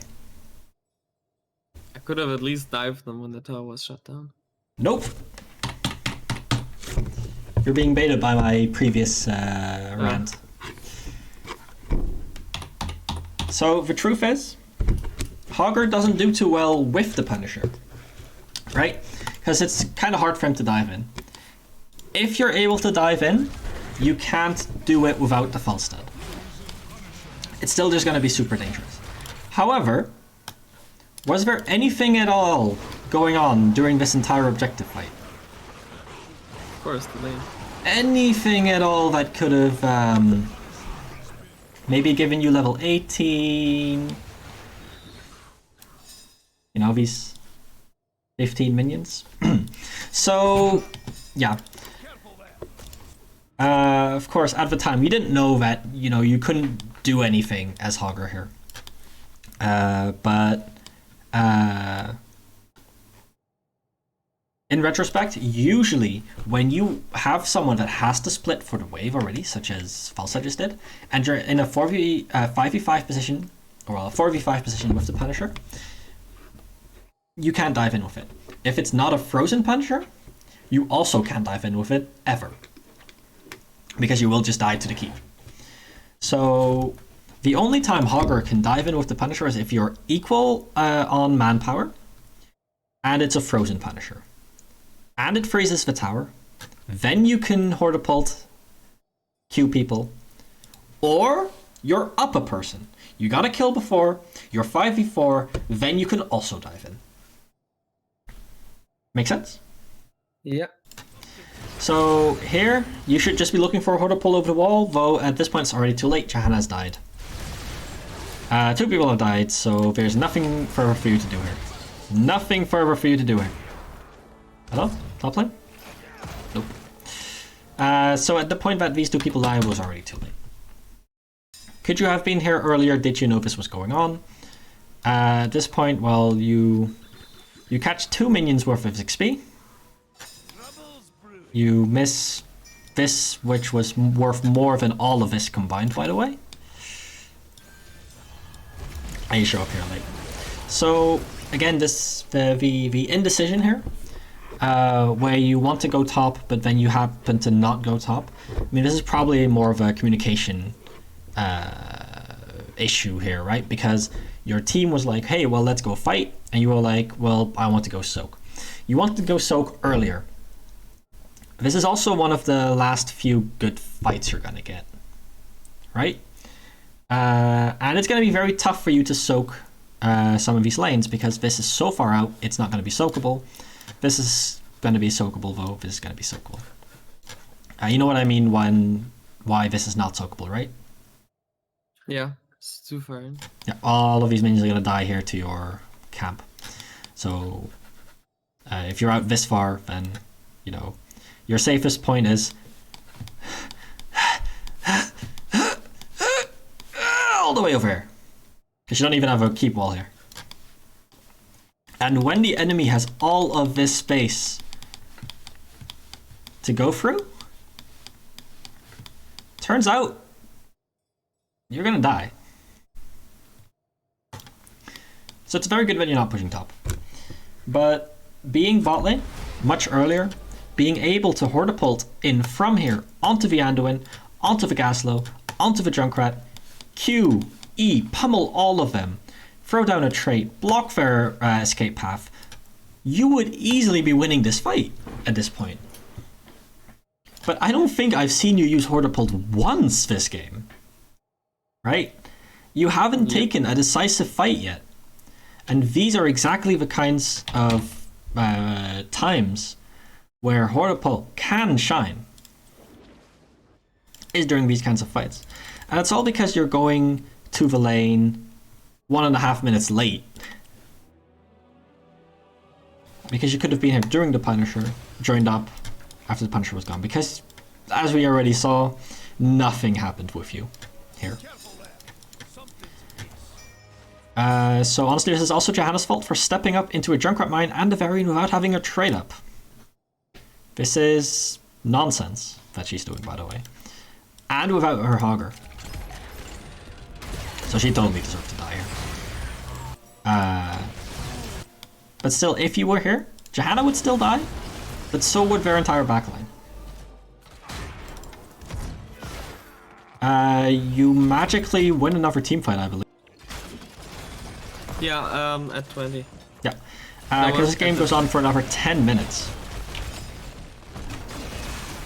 But I don't think there's gonna be 2 more objectives. Okay. And the last one finishes the game for them. I don't think there's gonna be any big thing here that I haven't talked about already. How the hell did Varian die? I look away for 1 second.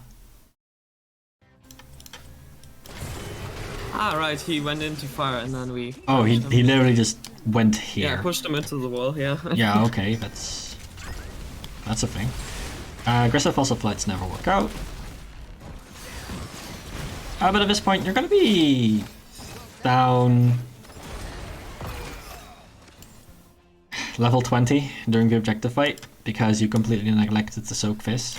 You know, these 15 minions here, plus these 9 minions here, plus these 6 minions here would have gotten you to 20. Truth be told. So you could have been 20.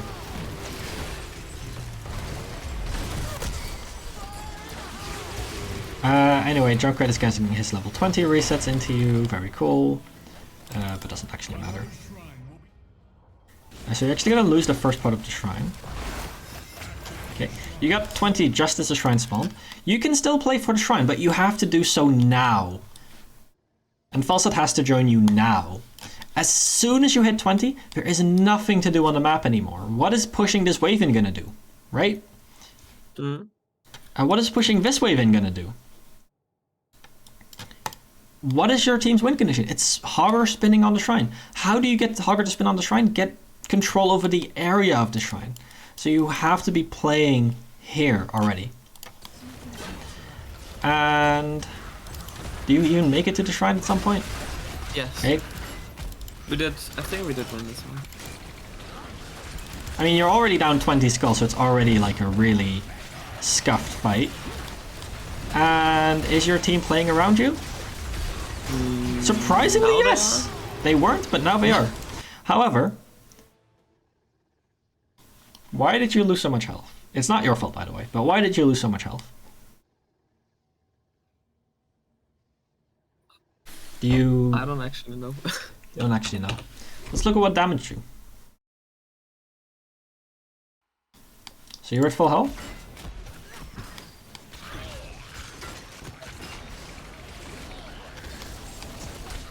You're at full health? You start spinning.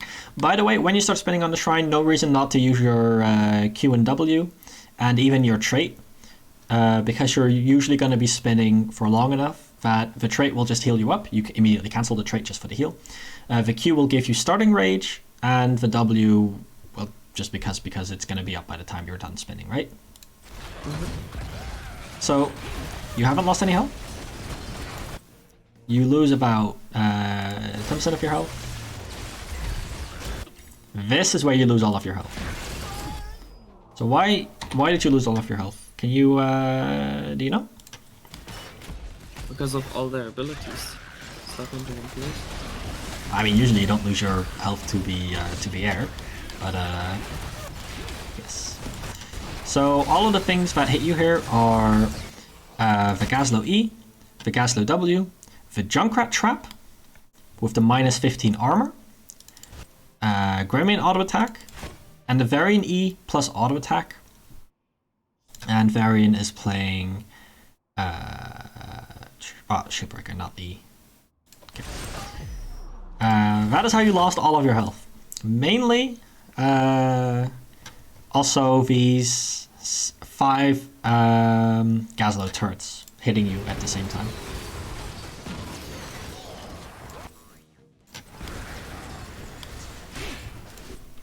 How could your team have prevented this?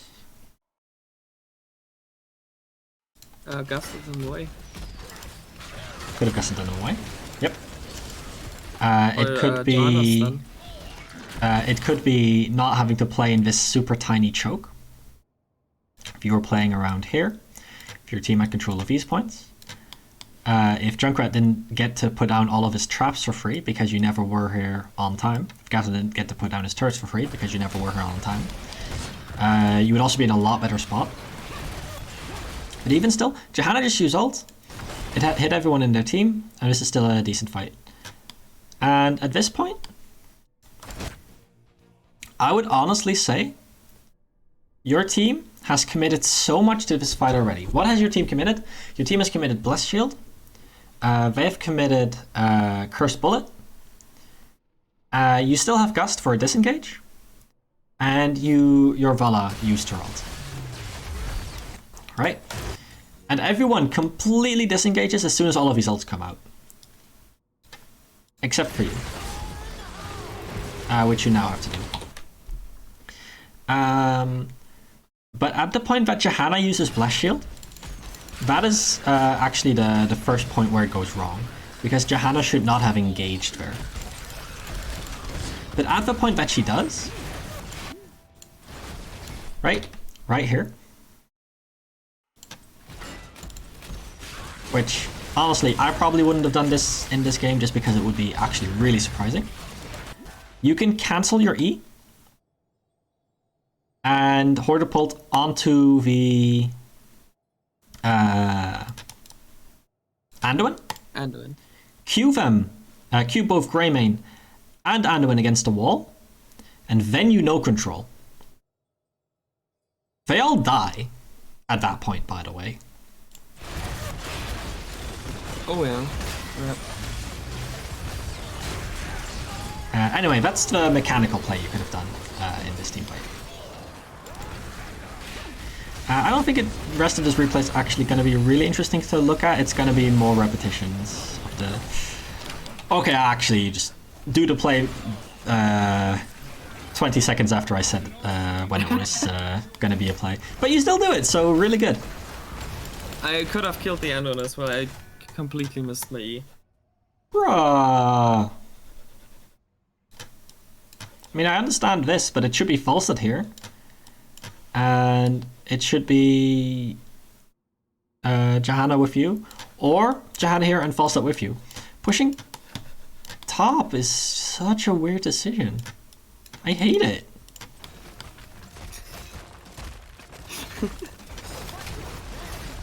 Lucia doesn't like it either.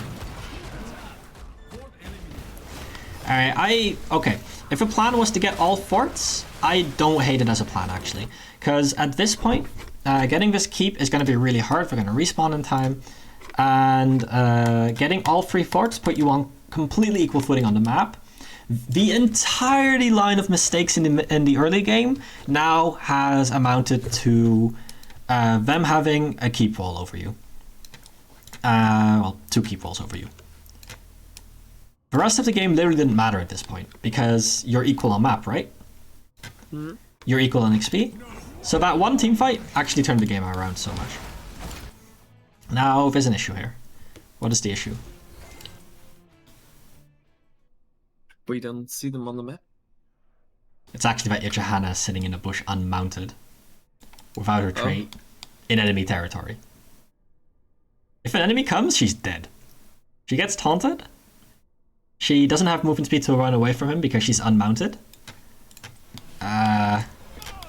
We'd actually just be screwed if they came. Anyway, getting all the camps is honestly what I would have done. It's a fine play. Oh no, what was Vala doing here? Yeah, she entered. Yeah, okay, where's the one position where they could be if they're not clearing waves? Here. Yeah, where were they? There. But then why do you make it worse? Why does Johanna go... Vala has already died! Johanna! Yeah, so this literally just walk away when someone dies instead of having more people die. That's all I can really say. They get the keep for free, but they apparently don't end here. So it's honestly still fine. Next team fight. Just wait for everyone to be back. Please don't step out on the map. Okay. Oh yeah, this was unlucky because our Falstrat dropped and the AI used flight into the Hearthstone. Lalo. Okay. Anyway, not having flight really doesn't matter here.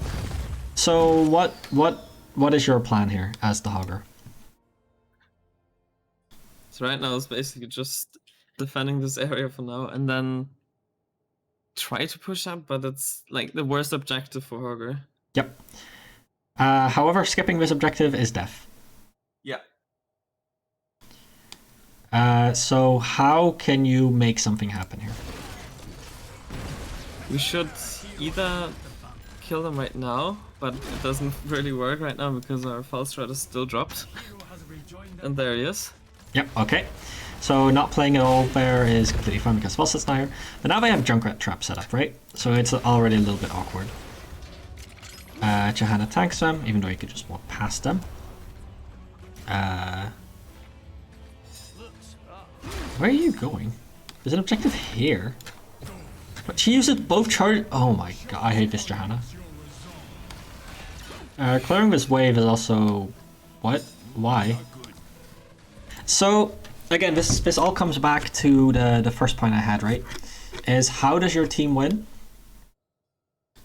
By fighting around the objective. Where did you... what's the last place you went on the map? The objective. What do you mean? Like, you went here, you checked this bush, you cleared this wave, you waddled, and then you finally happened to come across an objective. That's what it feels like. Anyway, there's one thing about this objective that makes it semi-playable, and that is because there's a choke here and there's a choke here. So if Johanna walks up here, there's a trap in this bush, there's a trap in this bush probably, there's a Drunkard mine here, so you know Drunkard has the area completely covered. Yeah, just like I said. So if Johanna walks up here, she draws any kind of attention from them. You can Hortipult here or here, and draw all the attention away from the Vala. Cue people against the wall, E through them, end up here or here or here. With your second bounce, you're going to be kind of okay. Maybe your team could pick up a kill with the Bless Shield, or you go in hard with the Bless Shield, Hortipult Q, no control. Or preferably E if you have a even semi-good E, because E is a lot better than no control because of the spell armor and slow. So those are the two ways I see you winning this team fight. I hope you play to one of them. That was actually completely failed. Waiting around doesn't work because, again, they win the objective over time. Wait, you actually get like a free... Oh my... You get like a random free person stun from Johanna, right? She uses Bless Shield, I believe? And you're standing right there. Yeah, she gets a Bless Shield, Lucio boosts him into her. You can put a trait here, Q 3 people against it, E, bounce, cancel, no control. You have won a team fight. Why are you standing there? Because of the Gaslow ulti, which is right in between all of them. Even then, the Gaslow ult is over. You can still throw your DQE. You're just leaving half your kit unused. You won this game if you did this, by the way. This you could probably just kill this and go for core immediately after this. Well, my plan was to go like E through them and then block their path out and then Q them against the wall. Yeah, but no, just queuing them, getting this massive 8% damage, this 1.25 second stun, or if you had Shockwave, just Shockwave them here, right? Both of them just win you the game straight up. Right, your Johanna set you up perfectly. She's been inting all game, but she did something right, and you didn't use it.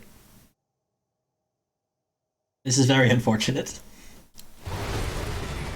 Because just your spin into Q does nothing, right? You see, they are all still at very high health. Falstad, Gusts. Now you don't have your E to play in this choke, and you still haven't used your ult.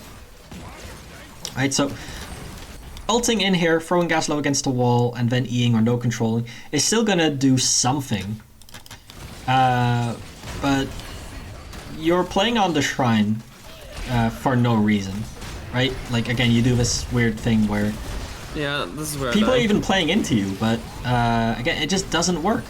You have to dive into them with Hortipult, get your Qs off of people, and then get your E's off of people. You can't just E into people without any bounce planned out. Like, even here, if you're standing here, at least if you bounce here, you end up in a lot better spot than if you just go straight up, right? So you can't just E people. Eing people alone doesn't work. You have to use your trait in your Q, or you have to use your no control right after, or you have to use your Hortipult here to unstoppable through the Gaslow ult, for example, right?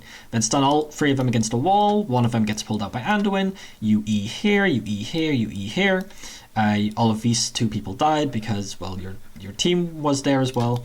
You have someone in the backline, probably Anduin, that you what's it called? Hog wilded, spell power reduced, pummeled.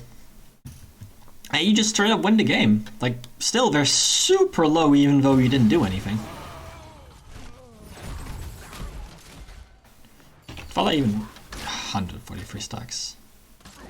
Yeah, this was not an auto attack game. She also lost 3 of his speed stacks. Unfortunate. But at this point, there's nothing to do. You just lose the game. So yeah, this was recorded. If you want to send it to your team, feel free. Sure. But that's really all I have to say about it. Oh, it was casted by Trans. Neat. Yep. So there's a stream of this game somewhere. Anyway, that's most of what I had to say about this game. Yeah, TLDR, use Minimap, and have a plan on where to go. Even if it's a bad plan, it's better than standing around menacingly. Alright. Thank you. Yeah, I think that's most of it. If you have any questions, let me know. Sure. Okay, there's this one question which I've always asked myself. Does the globe give you XP? The regeneration globe? Yes. Nope. Nope. There's But killing the six. minion does. There's 6 minions that give XP, and the globe minion is not one of them. Ah, okay. So the globe minion doesn't drop XP at all. The catapult gives 1 XP, not a globe, just 1 XP. Considering globes give you like 80 to start with and then like 102 at the end of the game, you don't care about it. But the catapult does technically give you 1 XP. That's nice. Why? So yeah, if you have any follow-up questions, maybe upon watching the VOD or discussing with your team, etc., feel free to hit me up. Again, like I offered at the start, if you want to have your entire team coached, feel free to hit me up as well. I don't mind that at all. Alright. And I hope everything sinks in. It's a lot to take in. It's part of why the VOD is probably going to be really useful, but we've been sitting here for 2 hours at this point. My voice is getting a little sore. But yeah, I hope you climb to Masters. Thank you. Yeah, that's it. Have a good evening. You too.